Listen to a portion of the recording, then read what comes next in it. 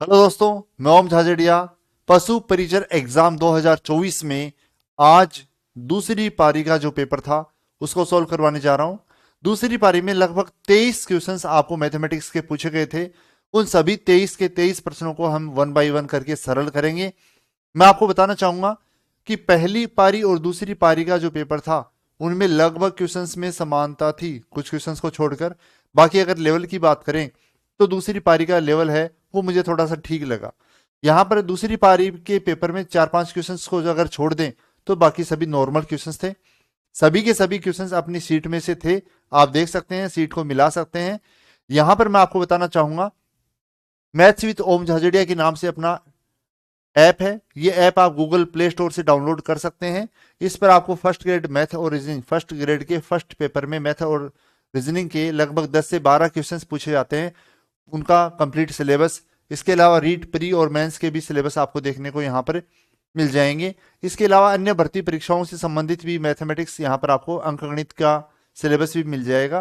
किसी भी प्रकार की इंक्वायरी के लिए आप जो मेरे नंबर हैं उस पर भी आप कॉल या व्हाट्सएप कर सकते हो। डिस्क्रिप्शन में मैं आपको ऐप का लिंक भी उपलब्ध करवा दूंगा। इसी नाम से अपना टेलीग्राम चैनल है, मैथ्स विद ओम झाझड़िया के नाम से अपना टेलीग्राम चैनल है, उसको भी आप सब्सक्राइब कर लें। उस पर रोज मैं मैथमेटिक्स की के क्वेश्चंस डालता रहता हूं और उनका साथ साथ में सॉल्यूशन भी डालता हूं, जिससे आप अपनी तैयारी को और अधिक परख सकते हैं, जान सकते हैं। बात करते हैं अपन पेपर की। आज दूसरी पारी का जो पेपर था उस दूसरी पारी के पेपर में लगभग 23 क्वेश्चंस मैंने आपको बताया मैथमेटिक्स के पूछे गए थे। उन 23 क्वेश्चंस में से one by one upon start करते हैं। सबसे पहला जो क्वेश्चन था वो क्वेश्चन ये था अपना, एक परिवार में दादा दादी माता पिता पोते, 3 पोते पोतियां हैं। मतलब कुल एक तरह से कितने हैं, 7 जने। परिवार में दादा दादी, माता पिता, 3 पोते पोतियां हैं। दादा दादी की औसत आयु है वो 66 वर्ष आपको बता रखी है। दादा और दादी 2 जने हो गए, इनकी औसत आयु 66 वर्ष है, ठीक है। माता पिता की औसत आयु 34 वर्ष है। माता और पिता भी 2 जने हो गए, इनकी औसत आयु कितनी है, 34 वर्ष है, ठीक है।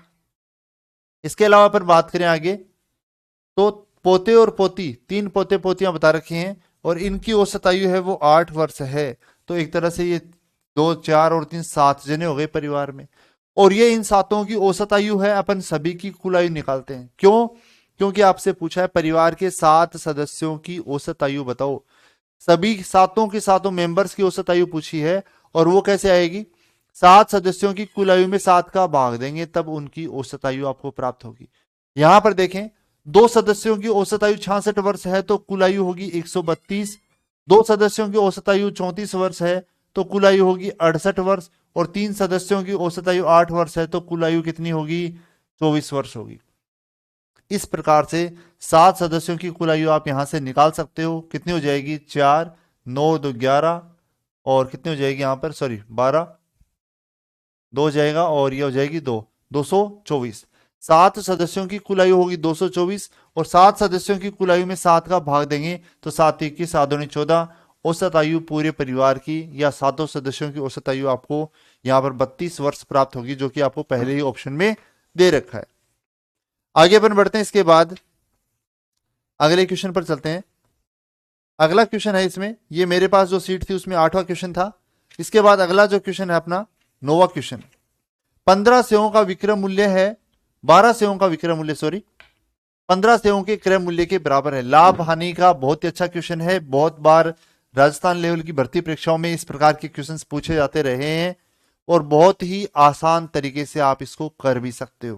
किस प्रकार से, क्वेश्चन नंबर 9, 12 सेवों का विक्रय मूल्य, 12 सेव जो है उनका विक्रय मूल्य जो है वो 15 सेव के क्रय मूल्य के बराबर है। 12 सेव का विक्रय मूल्य जो है वो 15 सेव के क्रय मूल्य के बराबर है। तो आपसे पूछा लाभ प्रतिशत क्या होगा, लाभ का प्रतिशत आपको निकालना है।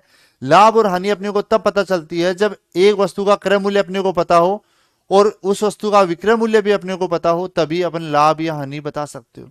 लाभ हानि अपन कैसे निकालेंगे, यहां पर 12 सेव का विक्रय मूल्य 15 सेव के क्रय मूल्य के बराबर है तो अपन बराबर ही मानेंगे और मूल्य ऐसा मानेंगे जिसमें 12 और 15 का पूरा पूरा भाग जाता है।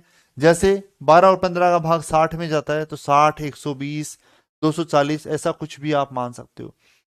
मान लेते हैं विक्रय मूल्य भी 60 रुपए है और क्रय मूल्य भी 60 रुपए है, बराबर है तो बराबर ही मानेंगे। जब 12 सेव का विक्रय मूल्य 60 रुपए है तो एक सेव का विक्रय मूल्य कितना आया, 5 रुपए। 15 सेव का क्रय मूल्य 60 रुपए है तो एक सेव का क्रय मूल्य कितना आया, 4 रुपए। 4 रुपए में एक सेव खरीदी, 5 रुपए में बेची तो लाभ है वो 1 रुपए का हुआ। लाभ और हानि हमेशा क्रय मूल्य पर, क्रय मूल्य 4 रुपए, प्रतिशत के लिए 100 से गुणा करेंगे तो लाभ का प्रतिशत यहां पर कितना होगा, 25% होगा। बहुत ही आसानी से समझकर आप क्वेश्चन को सरल कर सकते हैं। आगे बढ़ते हैं, अगला क्वेश्चन है क्वेश्चन नंबर 10। 10 भी प्रॉफिट एंड लॉस पर आधारित है, लाभ हानि पर आधारित है। ये थोड़ा सा ठीक क्वेश्चन है, थोड़ा सा इसको समझ के आप करें। देखिए इस प्रकार के क्वेश्चंस भी आपको सीट में खूब करवाए हुए हैं। एक दुकानदार ने कुछ सेव 100 रुपए में 41 के भाव से खरीदे। 100 रुपए में 41 सेव खरीदे उसने। 100 रुपए में 41 सेव खरीदे और उनको 64% के लाभ पर बेचा। और 60 रुपए में कितने बेचे, 60 रुपए में कितने बेचे वो बाद में देखेंगे अपन। पहले ये देख लेते हैं कि 100 रुपए में 41 सेव खरीदे, 64% के लाभ पर बेचे हैं, 64% के यहां पर लाभ पर बेचे हैं, 64% के लाभ पर बेचे हैं। तो 100 रुपए में पहले कितने सेव बेचे वो अपन निकालेंगे। फिर बाद में जब अपने को पता चल जाएगा कि 100 रुपए में इतने बेचे तो 60 रुपए में कितने बेचे वो अपन बाद में ज्ञात कर सकते हैं। रुपए बाद में चेंज कर दिए जाएंगे तो उससे कोई फर्क नहीं पड़ेगा। यहां पर देखें 100 रुपए में 41 सेव खरीदे, 64 का लाभ है। तो आपको मैंने बताया था, इस प्रकार के क्वेश्चन सब समझाए थे तो इनमें दो भिन्न बनानी बताई थी मैंने आपको। लाभ हमेशा 100 में जुड़ता, हानि हमेशा 100 से घटती है।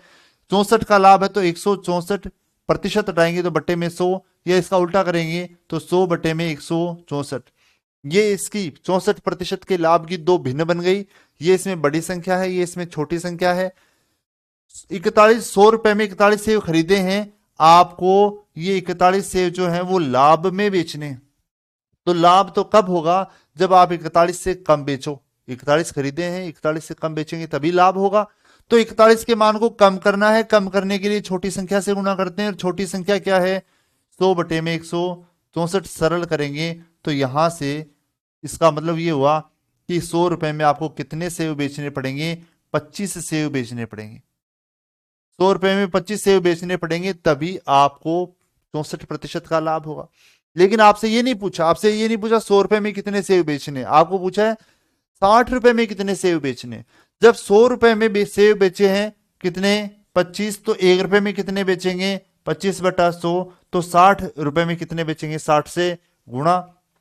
सरल करेंगे तो यहां पर 1 रुपए, सॉरी कितने रुपए में, 60 रुपए में कितने सेव बेचेंगे, 15 सेव बेचेंगे। ये आप यहां पर निकाल सकते हो, ज्ञात कर सकते हो, जो कि आपको तीसरे ही ऑप्शन में दे रखा है। इसके बाद अगले क्वेश्चन पर आते हैं अपन। अगला जो क्वेश्चन है वो बहुत ही आसान है, प्रॉफिट एंड लॉस का ही है, लाभ हानि का ही है। देखिए किस प्रकार से अगला क्वेश्चन है। पहले पेपर में भी इस प्रकार का क्वेश्चन पूछा गया था, थोड़ा सा वो इसमें थोड़ा चेंज था। जैसे कि सुबह की पारी का मैंने पेपर आपको सोल्व करवाया था, तब उसमें बताया भी था कि सेकंड पारी वाले जो हैं वो फर्स्ट पारी के पेपर का सॉल्यूशन जरूर देख लें। और मैं दोबारा ये कहना चाहूंगा, कल 2 और 3 तारीख को जिन भी बच्चों का पशु परिचर का एग्जाम है वो आज की सुबह की पारी और शाम की पारी दोनों शिफ्ट के पेपर का अच्छे से अध्ययन कर लें, मैथमेटिक्स के क्वेश्चंस अच्छे से निकाल लें। इनसे रिलेटेड इनसे जुड़े हुए क्वेश्चंस है वो आपको एग्जाम में जरूर पूछे जाएंगे। यहां पर देखिए क्वेश्चन नंबर अगला जो है वो क्वेश्चन नंबर 18 है। वीडियो पसंद आए तो ज्यादा से ज्यादा लाइक जरूर करें, शेयर जरूर करें। अगला क्वेश्चन है क्वेश्चन नंबर 18। एक वस्तु को 230 रुपए में बेचने पर 230 रुपए में बेचने पर 15% की का लाभ होता है। यदि वस्तु को 210 रुपए में बेचा जाए, यदि वस्तु को 210 रुपए में बेचा जाए तो लाभ या हानि क्या है वो आपको ज्ञात करना है। वस्तु को 230 रुपए में बेचने पर 15 का लाभ होता है। 15 का लाभ तो 115 में बेचने पर होता है। लागत मूल्य या क्रय मूल्य निकालेंगे तो अपन 100 से गुणा करेंगे, सरल करेंगे तो वस्तु का लागत मूल्य कितना आया, 200 रुपए। वस्तु का क्रय मूल्य 200 रुपए है, बेचनी 210 रुपए में है तो लाभ होगा 10 का। लाभ और हानि हमेशा क्रय मूल्य पर, क्रय मूल्य कितना है 200% के लिए 100 से गुणा करेंगे तो यहां से लाभ का जो प्रतिशत आएगा वो कितना आएगा 5% आएगा। बहुत ही सिंपल क्वेश्चन है। अगला क्वेश्चन है वो, अब देखिए ये तो बहुत ही आसान क्वेश्चन था, इससे रिलेटेड क्वेश्चन आया भी था, आपने सुबह की पारी का पेपर देखा हो तो आया भी था। अगला क्वेश्चन है वो तो सेम ही आया है पहली पारी में, पहली पारी में भी ये क्वेश्चन आया था और दूसरी पारी में भी आया है। दोनों में थोड़ा सा लैंग्वेज का फर्क है, आप समझ सकते हो कि लैंग्वेज अलग अलग है, बाकी मैं नहीं मानता, क्वेश्चन दोनों एक ही है। क्वेश्चन नंबर 19 जो है वो ट्रेन सिस्टम पर आधारित है। पहली पारी में भी मैंने आपको ट्रेन सिस्टम पर एक क्वेश्चन करवाया था और ये भी ट्रेन सिस्टम पर आधारित है। उसमें पहली पारी वाले में आपको क्रय मूल्य नहीं दे रखा था, यहां पर क्रय मूल्य दे रखा है, बस इतना ही अंतर है। देखिए मैंने आपको बताया था क्रय मूल्य मूल्य 3 होते हैं, क्रय मूल्य, दूसरा होता है विक्रय मूल्य और तीसरा कौन सा मूल्य होता है अंकित मूल्य। छूट जो होती है वो हमेशा किस पर दी जाती है अंकित मूल्य पर। लाभ और हानि प्रॉफिट और लॉस होता है वो हमेशा क्रय मूल्य पर होता है। क्वेश्चन ये है, दुकानदार अपने ग्राहकों को 8% की, दुकानदार जो है वो अपने ग्राहकों को 8% की छूट देता है और 20% का लाभ कमाता है। छूट 8% की अंकित मूल्य पर दी और 20% का लाभ कमा लिया। यदि उस वस्तु का अंकित मूल्य क्या होगा जिसका क्रय मूल्य 460 रुपए है, उस वस्तु का अंकित मूल्य क्या होगा जिसका क्रय मूल्य 460 रुपए है, वो आपको ज्ञात करना है अंकित मूल्य। सुबह की पारी में जो क्वेश्चन था उसमें ये था, चेंज था, क्रय मूल्य नहीं दे रखा था आपको, आपको ये कहा गया था कोई छूट नहीं दी जाए तो लाभ कितना होगा, इसमें थोड़ा सा चेंज कर दिया। मैंने आपको बताया था ट्रेन सिस्टम से करेंगे, इधर से चलेंगे अपन, 460 पहले आएगा उसे गुणा में, बाद में आएगा उसे भाग में रखा जाता है। लाभ हमेशा 100 में जुड़ता है, हानि हमेशा 100 से घटती है, छूट भी 100 से घटती है।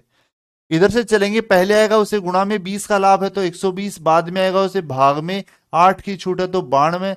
सरल करने पर मान किसका प्राप्त होगा आपको अंकित मूल्य का। सरल करेंगे, 46 से काटते हैं अपन तो यहां पर 2 बार 2 से काटेंगे 5, 12 पंजो 60, तो यहां से वस्तु का जो अंकित मूल्य है वो कितना प्राप्त होगा आपको 600 रुपए प्राप्त हो जाएगा। अब और देखिए मजे की बात, अगला जो क्वेश्चन है क्वेश्चन नंबर 20 समतुल्य बट्टा पर आधारित है और सुबह की पारी में भी आपको समतुल्य बट्टा पर आधारित क्वेश्चन पूछा गया था। मैं दोबारा कह रहा हूं आपको, 2 और 3 तारीख को जिनके भी कल और परसों जिनके भी पेपर हैं पशु परिचर के, वो इन क्वेश्चंस को ध्यान से पढ़ लें, समझ लें। अगली पारी में आगे जो 2 और 3 तारीख को पेपर होंगे उनमें इनसे रिलेटेड क्वेश्चन जरूर पूछे जाएंगे आपसे। अगला क्वेश्चन क्वेश्चन नंबर 20 है, समतुल्य बट्टा पर आधारित है। 10%, 20% और 25% की क्रमिक छूट के बराबर एकल छूट ज्ञात कीजिए, समतुल्य बट्टा ज्ञात कीजिए। छूट या बट्टा जो होता है वो हमेशा किस पर दिया जाता है अंकित मूल्य पर। अंकित मूल्य अपन कितना मान लेते हैं 100 मान लेते हैं, अंकित मूल्य अपन 100 मान लेते हैं। छूट कोई भी छूट आप पहले दे सकते हो, कोई भी छूट आप बाद में दे सकते हो, उससे कोई प्रभाव नहीं पड़ता, कोई फर्क नहीं पड़ता, आपको जैसे आसान लगे आप वैसा करें। यहां पर देखें मैं बड़ी छूट जैसे ये दे रहा हूं, सबसे पहले मैं 20% की छूट दे रहा हूं। 100 का 20% 20 ही होता है, पहली बार में 20 की छूट वस्तु पर दी तो 20 की छूट देंगे तो वस्तु का अंकित मूल्य कितना बचा 80। 80 पर अगर 10% की छूट दें तो 80 का 10% जो होता है वो 8 होता है, दूसरी बार में 8 की छूट दी तो वस्तु का अंकित मूल्य बचा 72। तीसरी बार छूट और बची हुई कौन सी 25%, 25% मतलब चौथा हिस्सा, चौथा हिस्सा 72 का चौथा हिस्सा कितना होता है 18। तीसरी बार में छूट कितनी आएगी 18 की आ जाएगी। यहां पर आप इसको घटाओगे तो कितना बचेगा, यहां पर 54 बचेगा। 3 छूट देने के बाद 1, 2 और 3 छूट देने के बाद वस्तु का 54 क्या बचा है अंकित मूल्य। ये समतुल्य बटा या छूट नहीं है।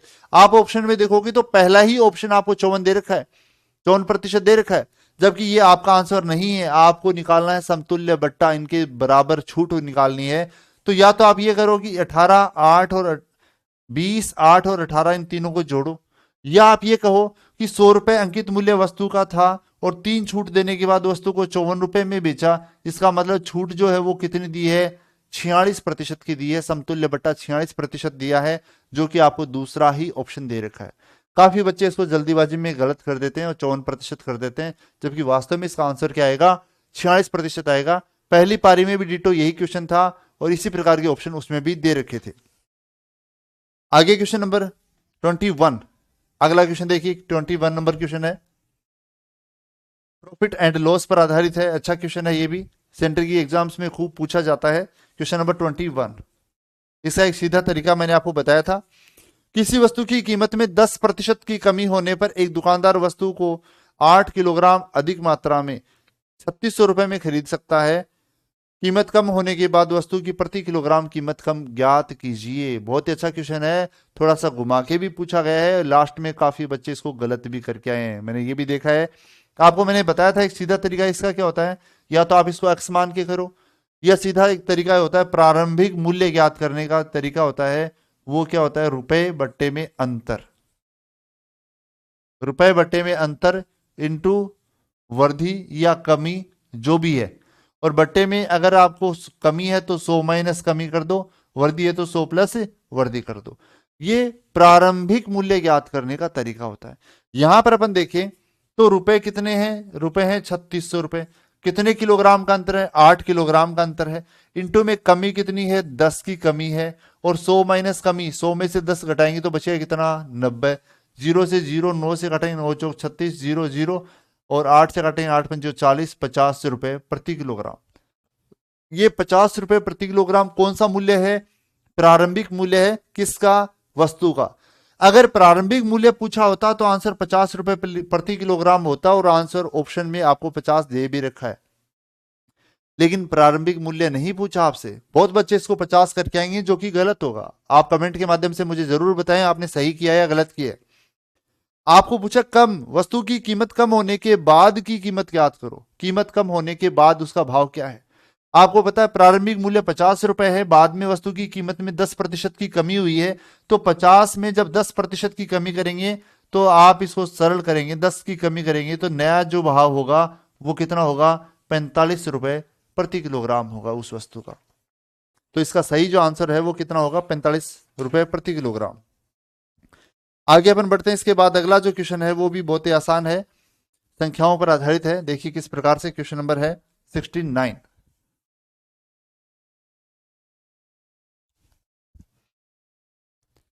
450 से लेकर 600 तक, 600 तक मतलब 600 शामिल है, कितनी संख्याएं जो हैं वो 12, 15 और 20 से पूर्णतः विभक्त होंगी, वो आपसे पूछा है। 450 से स्टार्टिंग करके 600 तक ऐसी कितनी संख्याएं हैं जो 12, 15 और 60 से पूर्णतः विभाजित होंगी। 12, 15, 60 से विभाजित होंगी मतलब इनके लघुत्तम से भी विभाजित होंगी, और इनका तीनों का 12, 15, 60 का जो लघुत्तम होता है, एलसीएम होता है, वो कितना आता है, 60 आता है, अपन जानते हैं। मतलब वो संख्या 60 से विभाजित होगी। अब 60 के गुणांक अपन देखें तो 450 के बाद सबसे पहला जो गुणांक आता है वो 480 आता है, 6 8 48 480 आता है। उसके बाद 6 9 54 540 आता है। अगला 60 का जो गुणांक होगा वो कितना होगा, 600 होगा। 450 से शुरू करें तो 480 पहली संख्या आती है, उसके बाद 540 आती है, अगली संख्या 600 आती है, और 600 तक ही लेना आपको, मतलब 600 उसमें शामिल होगा। तो ऐसी कितनी संख्याएं आपको प्राप्त हुई जो इनसे या 60 से विभाजित हों, ऐसी आपको कितनी संख्याएं प्राप्त होंगी, 3 संख्याएं प्राप्त होंगी। तो आपका आंसर यहां पर क्या हो जाएगा, 3 हो जाएगा। आगे बढ़ते हैं, अगले क्वेश्चन पर आए। औसत पर आधारित है अगले क्वेश्चन। देखिए किस प्रकार से है, क्वेश्चन नंबर 70, इसका ही अगला क्वेश्चन है। 2 वर्ष पहले, 70 नंबर क्वेश्चन है। 2 वर्ष पहले ए बी सी की औसत आयु 24 वर्ष थी। ए बी और सी की औसत आयु 2 वर्ष पहले 24 थी। 2 वर्ष पहले 24 वर्ष आयु थी, तो आज कितनी होगी, आज 2 बढ़ जाएगी, आज उसकी औसत आयु, तीनों की औसत आयु कितनी हो जाएगी, 26 वर्ष हो जाएगी। इसी प्रकार 7 वर्ष पहले बी और सी की औसत आयु 25 वर्ष थी। बी और सी की औसत आयु थी कितनी, 25 वर्ष थी। कब, 7 वर्ष पहले। जब 7 वर्ष पहले दोनों की औसत आयु 25 वर्ष थी, तो आज 7 वर्ष बढ़ जाएगी। 25 में 7 जोड़ेंगे तो आज दोनों की औसत आयु कितनी होगी, 32 वर्ष हो जाएगी। आपको पूछा ए की वर्तमान आयु क्या है, बहुत आसानी से आप यहां से बता सकते हो। 3 लोगों की कुल आयु में से 2 लोगों की आयु घटा देंगे तो ए की आयु बचेगी। 3 लोगों की औसत आयु 26 वर्ष है, तो कुल आयु कितनी होगी, 78 वर्ष हो जाएगी। 2 लोगों की औसत आयु 32 वर्ष है, तो कुल आयु कितनी होगी, 64 वर्ष हो जाएगी। 78 में से 64 आप घटाएंगे तो 14 वर्ष किसकी आयु बचेगी, ए जो बचा हुआ व्यक्ति है उसकी आयु बचेगी कितनी, 14 वर्ष। आगे अपन बढ़ते हैं, अगला क्वेश्चन, क्वेश्चन नंबर 71। ये थोड़ा सा अलग क्वेश्चन है, अच्छा क्वेश्चन है। देखिए जिसने अच्छी तैयारी की है वही इस क्वेश्चन को कर पाएंगे, बाकी सभी से क्वेश्चन नहीं हो पाएगा। कमेंट के माध्यम से जरूर बताएं किस किस ने ये क्वेश्चन किया है और क्या आंसर किया है। दूसरी बात, वीडियो पसंद आए तो लाइक शेयर करना नहीं भूलें। 8 दोस्त थे, 8 दोस्तों ने बाढ़ पीड़ितों की मदद के लिए धन इकट्ठा किया। उनमें से 6 दोस्तों ने 300 रुपए प्रति व्यक्ति लाए। 6 दोस्त थे, 6 व्यक्ति थे, उन 6 व्यक्तियों ने तो 300 रुपए प्रति व्यक्ति के हिसाब से, 300 रुपए प्रति व्यक्ति के हिसाब से इकट्ठा किए। जब एक व्यक्ति 300 रुपए लाएगा तो 6 व्यक्तियों के कुल कितने रुपए हो जाएंगे? यहाँ पर 1800 रुपए तो इन 6 व्यक्तियों के हो जाएंगे, ठीक है। 7वां व्यक्ति 8 व्यक्तियों के औसत से 100 रुपए ज्यादा लेके आया है, ठीक है। और 8वां व्यक्ति जो है वो 550 रुपए लेके आया है। 8वां व्यक्ति जो है ना वो आपको पहले से बता रखा है 550 रुपए लेके आया है। 7वां जो व्यक्ति है उसकी कैलकुलेशन थोड़ी अलग बता रखी है, उससे अपन समीकरण बनाएंगे। मान लेते हैं 7वां व्यक्ति कितने रुपए लेके आया है?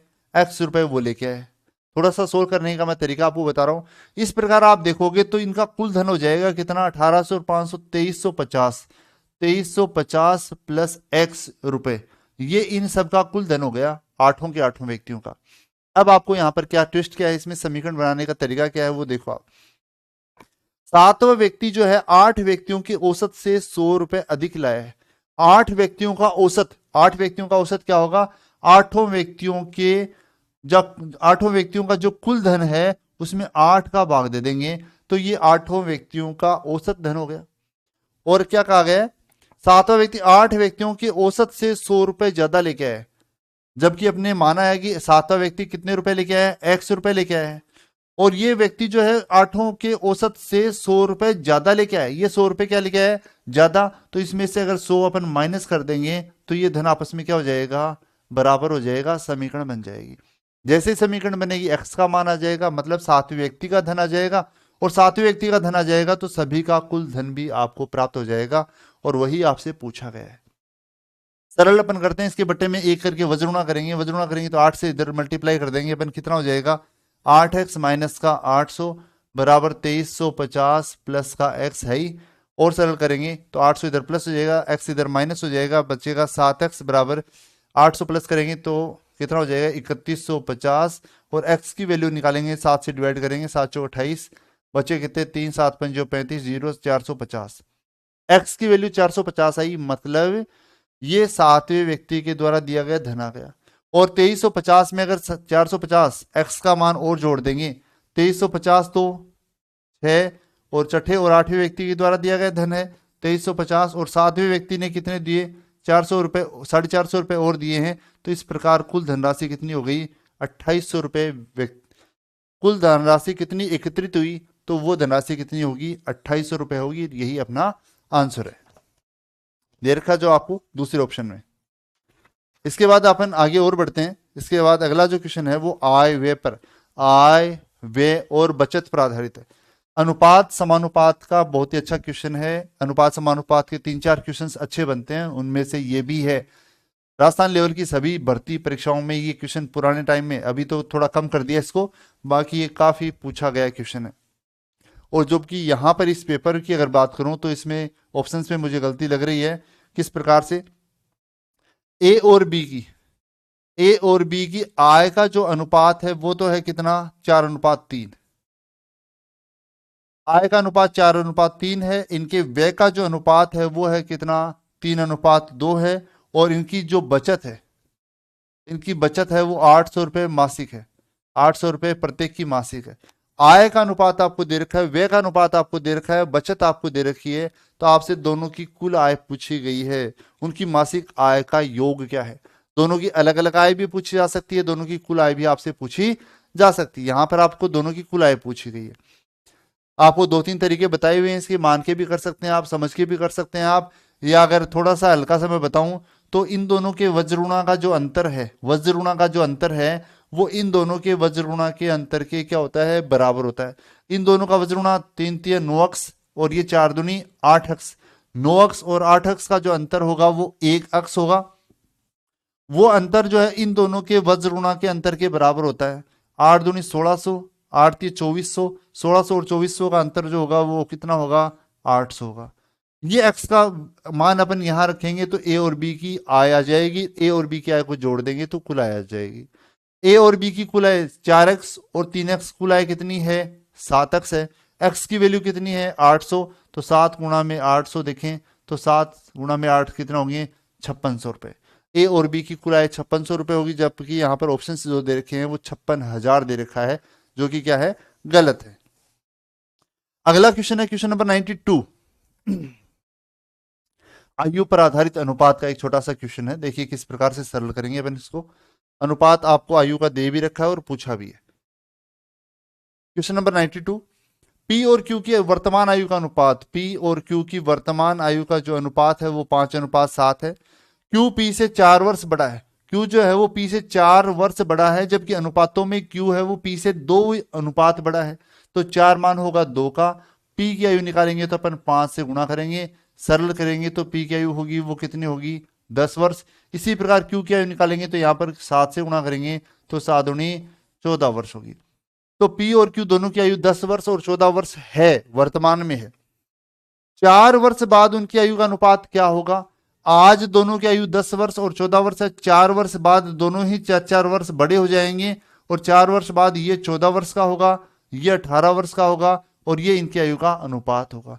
सरल करेंगे, 2 से डिवाइड करेंगे तो दोनों की आयु का जो अनुपात होगा वो कितना प्राप्त होगा, आपको 7:9 प्राप्त हो जाएगा, जो कि दूसरे ऑप्शन में आपको दे रखा है। आगे बढ़ते हैं अपन, इसके बाद अगले क्वेश्चन पर आते हैं। अगला क्वेश्चन है वो भी इसी प्रकार का है, अनुपात पर आधारित है, थोड़ा सा सिंपल ही है, अलग दे रखा क्वेश्चन है।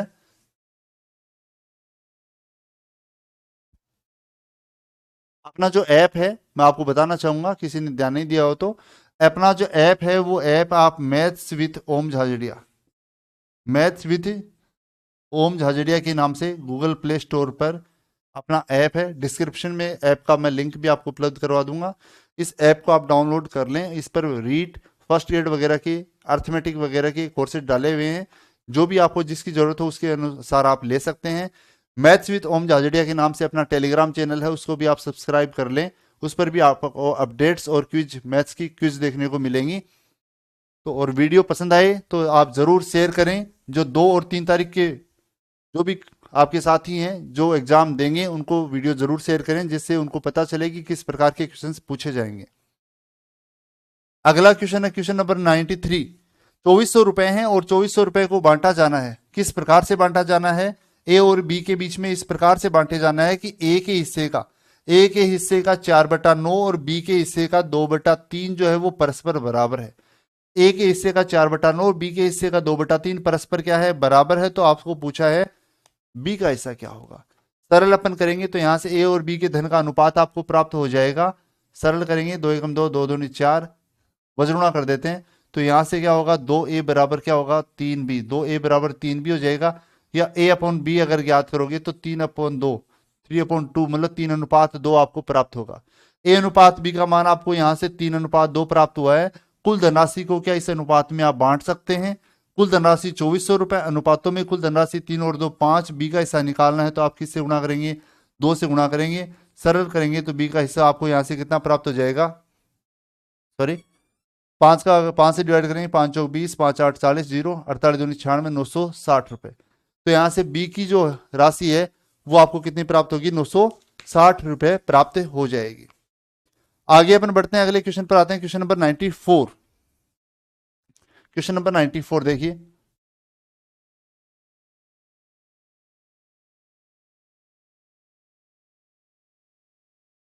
जब किसी संख्या के 60% में 36 जोड़ा जाता है, जब किसी संख्या के 60% में 36 जोड़ा जाता है तो वह संख्या प्राप्त होती है।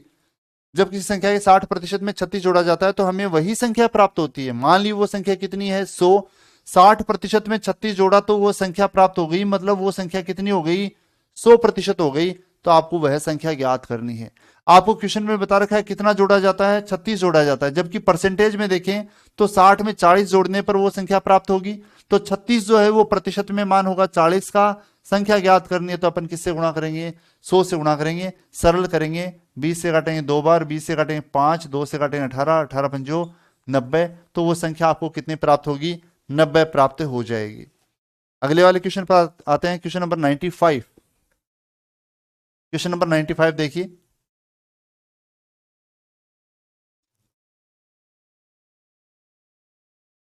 एक छात्र को परीक्षा में उत्तीर्ण होने के लिए 40% अंक प्राप्त करने हैं।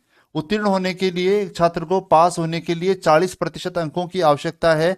वो 30 अंक प्राप्त करता है। डिटो सेम के सेम क्वेश्चन करवाए हुए हैं, सीट देखना आप प्रतिशत की, डिटो सेम का सेम क्वेश्चन आपको मिल जाएगा। 30 अंक मिलते हैं और 20 अंकों से अनुत्तीर्ण हो जाता है। वो फेल हो गया कितने अंकों से? 20 अंकों से। 30 अंक उसे मिले, 20 अंकों से वो फेल हो गया। अगर 20 नंबर उसे और मिलते तो वो पास हो जाता। 30 और 20 मतलब 50 अंक अगर उसके आ जाते तो वो पास हो जाता। आपको बता रखा है प्रतिशत में कितने अंक आने वाला पास होता है? 40 आने वाला पास होता है। तो 50 जो है ये प्रतिशत में मान होगा किसका? 40 का। आपसे पूछा है अधिकतम अंक, अधिकतम अंक मतलब पूर्णांक, और पूर्णांक अपन कितना मानते हैं? 100। सरल करेंगे तो यहां से पूर्णांक अपने को प्राप्त हो जाएगा, कितना होगा? 25 पंजे 125। ये उस एग्जाम का पूर्णांक हो जाएगा। अगला क्वेश्चन है क्वेश्चन नंबर 96, चक्रवर्ती ब्याज पर आधारित है। सिंपल क्वेश्चन है, देखिए चक्रवर्ती ब्याज का 3 वर्ष आपको दे रखे हैं और तीनों के तीनों वर्षों में ब्याज की जो दर है वो अलग अलग है। 15,000 रुपए की एक धनराशि है और 3 वर्षों के लिए चक्रवर्ती ब्याज पर निवेश की जाती है। 3 वर्षों में ब्याज की दर पहले वर्ष 10%, दूसरे वर्ष 8%, तीसरे वर्ष 5% है। जब अलग अलग वर्षों में अलग अलग ब्याज की दर हो तो आप सीधा सरल करेंगे। आपको पूछा है 3 वर्षों के बाद प्राप्त राशि क्या होगी, वो आपको ज्ञात करना है। 15,000 रुपए की राशि है। पहले वर्ष ब्याज की जो दर है वो 10% है, तो इसमें 10% की वृद्धि करेंगे अपन। दूसरे वर्ष ब्याज की जो दर है वो 8% है, तो इसमें 8% की वृद्धि करेंगे। और तीसरे वर्ष ब्याज की दर है 5%, तो इसमें अपन 5% की वृद्धि करेंगे। ये लगातार 3 वर्षों में अलग अलग ब्याज की दरों में अपन ने वृद्धि कर दी। इसको आप सरल कर सकते हो, 3 जीरो से 3 जीरो और 2 जीरो से 1 जीरो से ये कैंसिल हो जाएगा। 5 से काटेंगे 21 बटे में ये हो जाएगा 20। कैलकुलेट कर सकते हो, कैलकुलेट करेंगे तो 18,711 रुपए की राशि आपको 3 वर्ष के बाद प्राप्त हो जाएगी। अगले क्वेश्चन पर आते हैं। अगला क्वेश्चन है क्वेश्चन नंबर 97, चक्रवृद्धि ब्याज पर है और ये भी त्रैमासिक आधार पर है। देखिए पहले वाले जो क्वेश्चन था, पहली पारी में चक्रवृद्धि ब्याज का एक इसी प्रकार के क्वेश्चन आया था जिसमें भी आपको तिमाही आधार पर धन दिया गया था, और दूसरी पारी में जो क्वेश्चन आया उसमें भी तिमाही आधार पर ही आपको दिया गया है। देखिए क्वेश्चन नंबर 97, 15,625 रुपए की राशि है।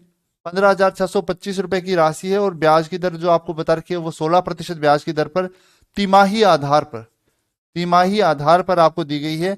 जबकि चक्रवर्ती ब्याज 9 वर्ष के लिए, 9 माह के लिए, यहां पर ब्याज की अवधि क्या दे रखी है? 9 माह के लिए कितना प्राप्त होगा, चक्रवर्ती ब्याज कितना प्राप्त होगा, वो आपको यहां पर ज्ञात करना है।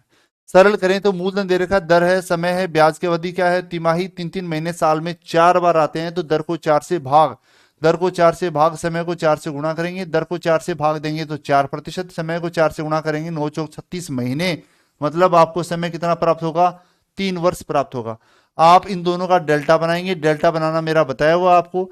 4% का डेल्टा कितना होता है? 26/25। समय कितना है? 3 वर्ष, तो 3 घात करेंगे, 3 घात करेंगे तो कितनी होगी? 26 की 17,576, 25 की 3 घात 15,625। ऊपर वाली राशि आपको बताई हुई है हमेशा मिश्रधन होती है, नीचे वाली मूलधन होती है, और इनका जो अंतर होता है कितना आएगा? 1851, वो चक्रवृद्धि ब्याज होता है। सॉरी 1951 आएगा ये। यहां पर आपको पूछा क्या है? आपको बता रखा है मूलधन है वो 15,625 है। क्वेश्चन में पहले से बता रखा है मूलधन 15,625 है, जबकि यहां भी मूलधन कितना है? 15,625 ही है। तो 15,625 मान होगा 15,625 का जो पूछा जाए उससे गुणा, मिश्रधन पूछे तो 17,576 से गुणा, और ब्याज आपको पूछा तो 1951 से आप उसको गुणा करेंगे। सरल करेंगे तो यहां से चक्रवर्ती ब्याज आपको 1951 रुपए प्राप्त हो जाएगा। बाकी डिटेल से क्वेश्चन मेरा आपको सीट में क्लासेस में करवाया हुआ है, वहां पर आप इसको देख सकते हैं, इस प्रकार के क्वेश्चंस को देख सकते हैं। आगे बढ़ते हैं अपन, अगले क्वेश्चन पर आते हैं। अगला क्वेश्चन भी चक्रवर्ती ब्याज का है, क्वेश्चन नंबर 98। चक्रवर्ती ब्याज पर एक निश्चित राशि 2 वर्षों में, चक्रवर्ती ब्याज पर एक निश्चित राशि है, एक धनराशि है, वो चक्रवर्ती ब्याज पर ब्याज की दर अपने को नहीं पता है। 2 वर्षों में 10.25% बढ़ जाती है। 10.25% बढ़ जाती है, तो यहां पर अपन मान लेते हैं कि धनराशि कितनी है? 100 रुपए, 100 रुपए में 10%, 10.25 की वृद्धि करेंगे तो वो धनराशि जो है वो कितनी हो जाएगी, मतलब मिश्र धन कितना हो जाएगा, 100 में 10 की वृद्धि करेंगे तो 110.25 रुपए, ये वो धनराशि हो जाएगी। 2 वर्ष के बाद मूलधन अगर 100 मानेंगे तो 10.25 की वृद्धि करने पर 110.25 रुपए हो जाएंगे। आपसे पूछा क्या है, आपसे पूछा प्रतिवर्ष ब्याज की दर क्या है, वो दर ज्ञात करनी। और दर ज्ञात करने का तरीका क्या होता है, अपन डेल्टा बनाते हैं। डेल्टा किसका बनता है, या तो दर का या मिश्र धन और मूलधन का। मिश्र धन और मूलधन आपको पता है, मिश्र धन कितना है 110.25 बट्टे मूलधन कितना है 100 रुपए। पॉइंट हटाएंगे तो बट्टे में क्या आएगा, 2 जीरो और आ जाएंगे। और यहां पर समय कितना है 2 वर्ष, तो ये स्क्वायर बनेगा। स्क्वायर किसका है, ये 105/100 का स्क्वायर है। 105 का स्क्वायर 110.25 होता है और 100 का स्क्वायर 10,000 होता है। और 105/100 जो होता है वो दर कब होती है, जब ये डेल्टा बनता है। आपको पता है 100 में जो मान जुड़ा होता है वो उसकी दर होती है। 105 है यहां पर, इसका मतलब यहां पर ब्याज की दर क्या होगी, 5% होगी। 100 से 5 ज्यादा है, इसका मतलब यहां पर ब्याज की दर कितनी होगी, 5% हो जाएगी। अगला क्वेश्चन अनुपात समानुपात पर आधारित है। क्वेश्चन नंबर 117 बहुत ही आसान क्वेश्चन है और सीट में ऐसे क्वेश्चन आपको करवा भी रखे हैं, आप देख भी सकते हो। बहुत ही सिंपल क्वेश्चन है, इसको बताने की जरूरत भी नहीं होनी चाहिए। 6, 8, 12 और 20 प्रत्येक में से कौन सी संख्या घटाई जानी चाहिए जिससे परिणामी संख्याएं समानुपात में हो जाएं। चारों में से कौन सी संख्या घटाई जाए, प्रत्येक में से कौन सी संख्या घटाई जाए जिससे संख्याएं समानुपात में हो जाएं। ऑप्शंस आपको दे रखे हैं, ऑप्शन 4, 3, 1, 2, ये 4 ऑप्शंस दे रखे हैं। कोई भी संख्या आप घटा के देख सकते हो, ऑप्शन से चेक करेंगे वो ज्यादा बढ़िया रहेगा। जैसे सबसे पहला ही ऑप्शन है क्या, 4, प्रत्येक में से 4 घटाएं, 6 में से 4 घटाएंगे 2, 8 में से 4 घटाएंगे 4, यहां पर 8 और यहां पर 16। क्या ये संख्याएं जो है वो समानुपात में है, 8 चौक 32, 16 दूनी 32। अंदर वाली संख्याओं का गुणा बाहर वाली संख्याओं की गुणा के बराबर है, संख्याएं समानुपात में हैं। इसका मतलब ये पहला ही ऑप्शन आपका क्या है, सही है। वीडियो को लाइक और शेयर करना नहीं भूलें। आगे बढ़ते हैं अपन, अगला क्वेश्चन है वो चुनाव पर आधारित क्वेश्चन है। कुछ क्वेश्चंस और बचे हैं अभी, उनको और अपन सरल करते हैं, अभी फटाफट करते हैं। अगला क्वेश्चन है वो चुनाव पर आधारित है, ये भी अच्छा क्वेश्चन है। ये भी अच्छी तैयारी जिन्होंने की है वो ही इनको कर पाते हैं। क्वेश्चन देखिए, थोड़ा सा घुमाने वाला है, परेशान करने वाला है, आपको कर सकता है। क्वेश्चन नंबर 141, एक चुनाव में 20% मतदाताओं ने तो अपने मत का प्रयोग नहीं किया। फिर उसके बाद 120 वोट जो है वो अवैध हो गए, 120 वोट अवैध हो गए और विजेता को वैध वोटों का 75% मिलता है। मान लेते हैं अपन 100% ये वैध वोट है, ये 100 वैध वोट हैं और विजेता जो है पहला है, इसको वैध वोटों का 75% मिला। 100 में से इसको जब 75 मिल गए तो बचे कितने, 25%, वो किसको मिल जाएंगे, दूसरे को मिल जाएंगे। ठीक है, और वह 1800 मतों के अंतर से जीत गया। ये जो उम्मीदवार है पहला ही जीतेगा, यहाँ पर दूसरे को तो 25 ही मिले। वैध वोट अपन ने 100 माने, 100 का 75%, मतलब 75 वोट पहले को मिल गए तो दूसरे को मिलेंगे 25। आपको बता रहा 1800 मतों से जीत गया। यहां पर देखोगे तो अंतर 50 का है, मतलब पहला उम्मीदवार 50 मतों से विजयी हुआ है। तो ये 1800 मान किसका होगा, 50 का। कुल मत निकालने हैं तो अपन किससे गुणा करेंगे, वैध निकालने हैं तो 100 से गुणा करेंगे, सरल करेंगे तो 3600 मत जो है ये वैध मतों की संख्या होगी। अब 3600 मतों में से वो ये घटाने के बाद हैं, ये दोनों घटाने के बाद वैध मत आए हैं, तो कुल मत निकालने हैं अपने को, कुल मत निकालने हैं तो ये दोनों अपने को जोड़ने पड़ेंगे, बढ़ाने पड़ेंगे। 3600 में से 120 वोट तो जो घटाए थे अवैध, वो और जोड़ दो इसमें, 120 वोट और जोड़ दिए तो 3720 वोट तो हो गए ये। फिर इसमें से 20% वोट वो थे जो जिनका प्रयोग किया ही नहीं, मतों का प्रयोग ही नहीं किया, तो इसमें अपने को 20% की और वृद्धि करनी पड़ेगी। आप ये कह सकते हो 3720 वोट जो हैं वो 20% मत का प्रयोग नहीं करने के बाद वाले वोट हैं। जबकि अगर कुल मत अगर 100 हो और 20% मतों का प्रयोग नहीं करें तो 80% मतों का प्रयोग होता है। तो ये 3720 मान होगा किसका, 80 का। कुल मतों की संख्या निकालेंगे तो अपन 100 से गुणा करेंगे, सरल करेंगे। 20 से घटेंगे 4, 20 से घटेंगे 5, 4 से घटेंगे 4, 36, 4 थी 12, 0 और कितना हो जाएगा 0, 5 थी 15, हासिल 1 और 9 5 45 और 1 46। मतलब कुल मतों की संख्या यहां से आपको कितनी प्राप्त होगी, 4650 आपको प्राप्त हो जाएगी। अगला क्वेश्चन देखिए आप, क्वेश्चन नंबर 142,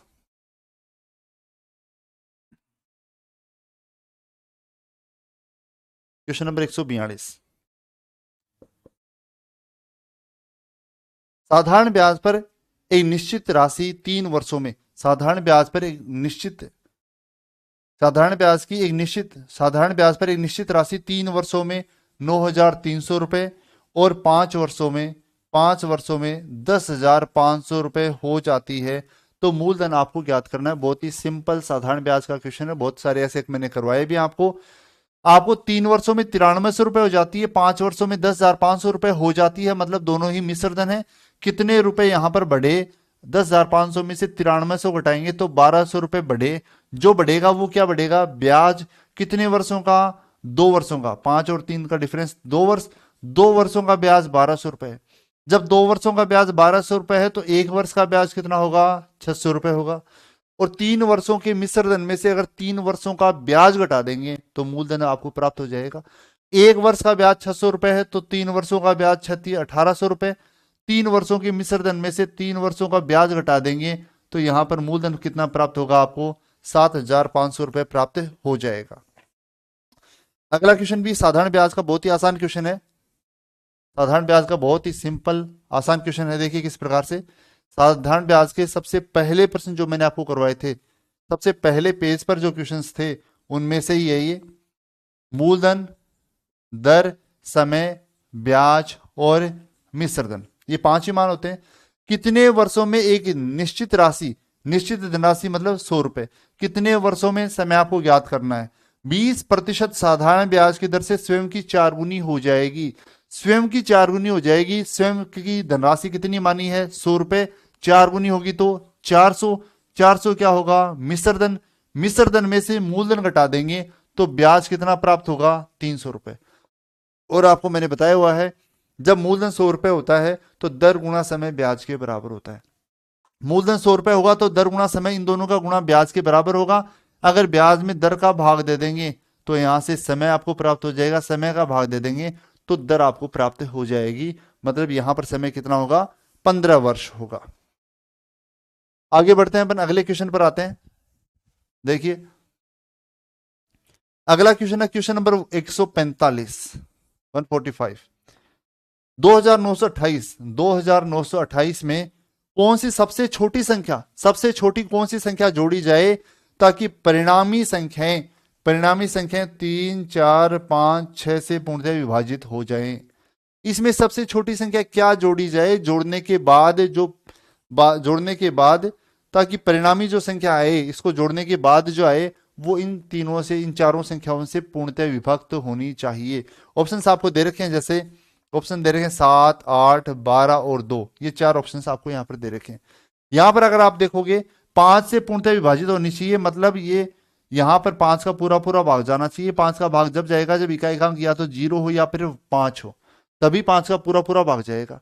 उसी के अकॉर्डिंग अपन देख लेंगे। जैसे सबसे पहले क्या है, 7 आप जोड़ोगे तो 8, 7, 35 हो जाएगा, 2935 होगा। लेकिन यहां पर 5 का भाग तो चला जाएगा, क्या 3 का भाग जा रहा है, 3 का भाग, अंकों के योग में 3 का भाग जाना चाहिए। अंकों का योग करो, 9, 2, 11, 11 और ये 8, 19, 19 में 3 का भाग नहीं जाता, मतलब आपका ऑप्शन क्या है, गलत है। दूसरा ऑप्शन लेंगे, सबसे छोटी संख्या पूछिए तो वैसे आपको ऑप्शन में सबसे छोटी संख्या देखनी चाहिए। सबसे छोटी संख्या अगर आप ये 2 लेते हो तो 2 लोगे तो 2930, 28 में 2 जोड़ेंगे 30, लेकिन 5 का भाग तो यहां चला गया, लेकिन क्या 3 का भाग जाता है, 3 का भाग देखेंगे तो तीनों अंकों का योग यहाँ पर 14 आता है और 14 में 3 का भाग नहीं जाता, इसका मतलब 2 ऑप्शन भी गलत है। इसी प्रकार आप ऑप्शन 8 भी देख सकते हो, 8 जोड़ने से भी यहां पर नहीं होगा, क्यों, क्योंकि 8 में जब 8 जोड़ेंगे तो 8, 8, 6, 16 का 6 आएगा, इकाई का अंक 6 आएगा, 6 में तो 5 का भाग भी नहीं जाता, तो ये भी ऑप्शन आपका गलत होगा। बचा हुआ ऑप्शन 12 आपका सही होगा। अगर आप 12 जोड़ोगे तो क्या होगा, यहाँ पर 2940 होगा, जिसमें 5 का भाग भी जाएगा। इनका अंकों का योग अगर आप करोगे तो 15 आएगा, जिसमें 3 का भाग भी जाएगा। आप 4 का, 6 का, किसी का भी चेक कर सकते हो। तो यहां पर आपका जो आंसर होगा वो कितना होगा, 12 हो जाएगा। अगला क्वेश्चन है वो अपना है वो 146 नंबर क्वेश्चन है। देखिए संख्याओं पर इस प्रकार के जब भी क्वेश्चन पूछे जाते हैं तब आप उनको ज्यादातर ऑप्शन से करने का प्रयास करें और वो ऑप्शन से जल्दी और आसानी से हो जाते हैं। 5 अंकों की सबसे छोटी संख्या जो 16, 20 और 24 से पूर्णतः विभाजित हो, ये भी कुछ उसी प्रकार का क्वेश्चन है। 5 अंकों की सबसे छोटी संख्या आपसे पूछी है 10,800, 10,060, 10,080 और 10,160। ये 4 ऑप्शंस आपको यहां पर दे रखे हैं। अब देखिए 5 अंकों की सबसे छोटी संख्या पूछिए, सबसे छोटी संख्या पूछिए जो इन तीनों से पूर्णतः विभाजित हो। अब इन तीनों में अगर देखें सबसे आसान संख्या जैसे 20 है, 20 से देखें तो सभी की सभी डिवाइड हो रही हैं, तो 20 से कुछ आपको पता नहीं चलेगा। लेकिन अगर देखें 24, 24 का मतलब होता है 3 गुणा में 8, 3 और 8 से दोनों से डिवाइड होनी चाहिए। यहां पर आप देखोगे तो 3 का मतलब 3 से आपको चेक करना बहुत आसान रहेगा। 3 से विभाजित होने वाली ये संख्या देखें तो 1, 1, 2, 2, 6, 8, 8 में 3 का भाग नहीं जाता, इसका मतलब ये संख्या नहीं हो सकती। यहां 9 हो गया, इसका मतलब 3 का भाग चला जाएगा। यहां इन दोनों का अंकों का योग 6 और 1 7 हो गया, तो इसमें भी 3 का भाग नहीं जाएगा, तो ये भी कैंसिल हो गई। अब केवल आपकी 2 ही संख्या बची, इन दोनों में से आपको चेक करना है। आपको पूछा छोटी संख्या बताओ, तो छोटी वाली ये है, इन दोनों में छोटी ये है, तो आप इसको चेक करो। चेक करोगे तो 16 का भी पूरा पूरा जाएगा, 20 का भी जाएगा और 24 का भी जाएगा। मतलब ये 10,080 वो आपकी संख्या होगी जो इन तीनों से पूर्णतया विभक्त होगी। इस प्रकार ये लगभग अपने आज जो एग्जाम दूसरी पारी का जो पशु परीक्षण एग्जाम 2024 है उसके पेपर को सोल्व किया है। मैथमेटिक्स के लगभग 22-23 क्वेश्चन आपसे पूछे गए हैं, 1 बाय 1 करके अपने सभी को सोल्व किया है। मैं आपको फिर बता रहा हूं, कल और परसों जिनका भी पशु परीक्षण का एग्जाम है वो आज की पारी के दोनों पेपर्स को अच्छे से देख लें, सरल कर लें। इनसे रिलेटेड क्वेश्चन, इनसे जुड़े हुए क्वेश्चन आपसे एग्जाम में जरूर पूछे जाएंगे दोनों दिनों के लिए। एडवांस में जो कल और परसों पेपर दे रहे हैं उनको बहुत बहुत कॉन्ग्रेचुलेसन, बधाई। अच्छे से पेपर करके आए, सरल करके आए, उनको ऑल ऑफ द बेस्ट। और वीडियो अगर पसंद आए तो ज़्यादा से ज़्यादा लाइक और शेयर करना आप नहीं भूलें। Okay, thank you.